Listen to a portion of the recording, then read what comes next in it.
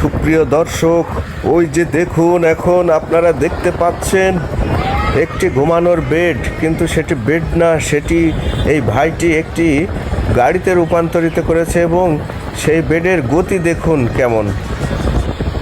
তার সাথে কথা বলে জানা গেছে তার মনের মানুষের আবদারে সে এমনটি করেছে। তার এই ঘুমানোর বেডটি গাড়িতে রূপান্তরিত করায় এলাকার উৎসুক জনতা দেখার জন্য ভিড় জমাচ্ছে।